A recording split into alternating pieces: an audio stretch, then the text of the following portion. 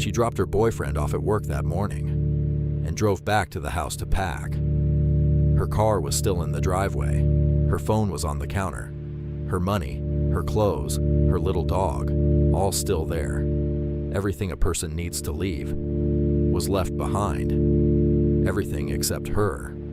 For 16 years, no one could say what happened in that house on Highway 58. The people who might have known said nothing, and the man who did it walked away clean and stayed gone. This is the story of how a small town in Arkansas refused to forget a girl named Rebekah Gould, and how, more than a decade and a half later, a voice from 1,000 miles away finally broke the silence. In September of 2004, Rebekah Gould was 22 years old, a University of Arkansas student. Bright, warm, the kind of daughter who still drove home on the weekends just to see the people she loved.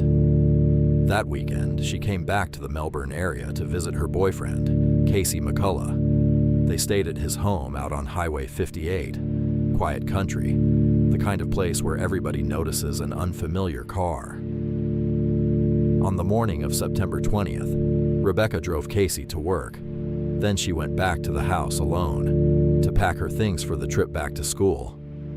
She never made that trip. When Rebekah didn't answer her phone and didn't come home, her family knew something was wrong. She wasn't the kind of person who simply disappeared. They reported her missing, and when officers went out to the house to check, what they found told them this was no runaway and no accident. Inside, the scene spoke for itself. A mattress in the master bedroom had been flipped over. There was blood. In the bedroom, in the laundry, through the house.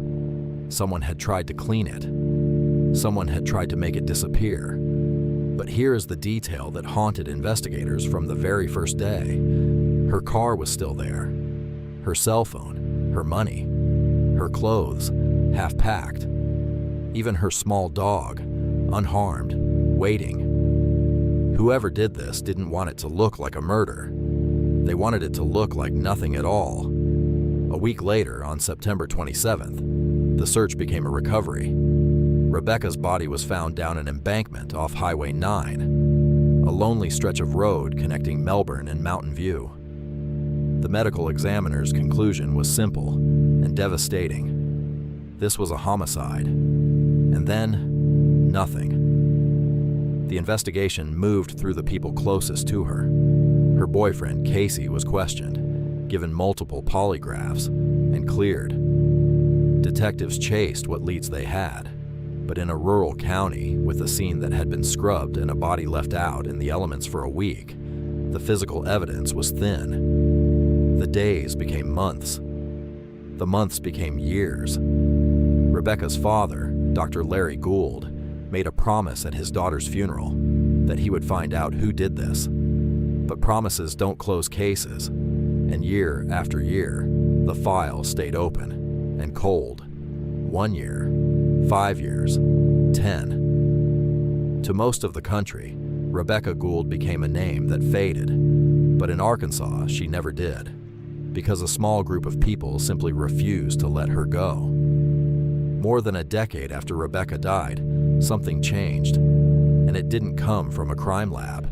It came from the internet. A journalist named George Jared and a criminal justice professor named Jennifer Buchholz began digging into the case. They launched a podcast. They built a Facebook group. Thousands of ordinary people, picking apart timelines, sharing theories, keeping Rebekah's name alive in a way that a dusty case file never could.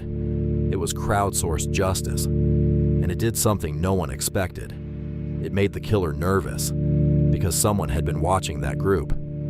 Someone with a reason to. His name was William Miller.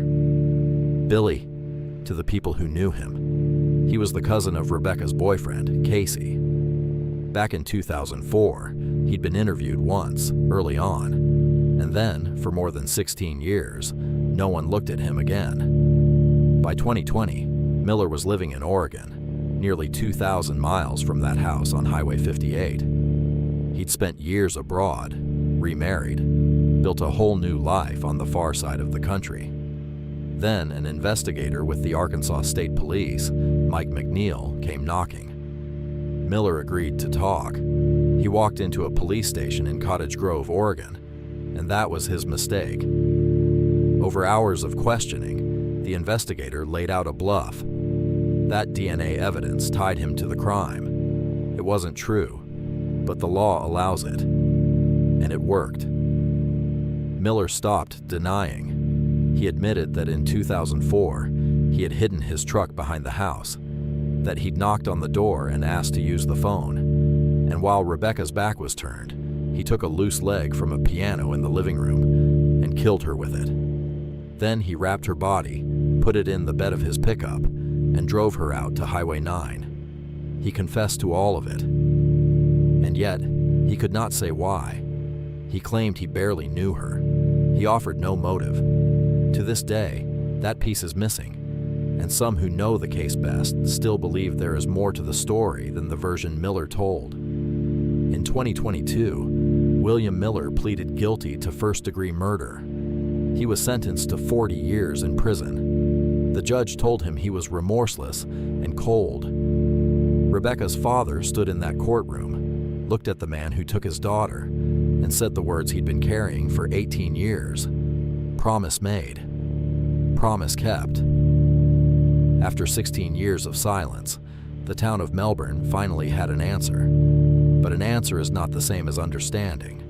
Rebekah Gould was 22. She had a family who adored her, a future she never got to reach, a whole life still folded up in a half-packed suitcase. And the only person who knows why she never made it home has never truly explained it. If this story stayed with you the way it stayed with that town, let me know in the comments. And if you believe cases like Rebekah's deserve to be remembered, subscribe. Because some doors stay closed for years until someone refuses to stop knocking.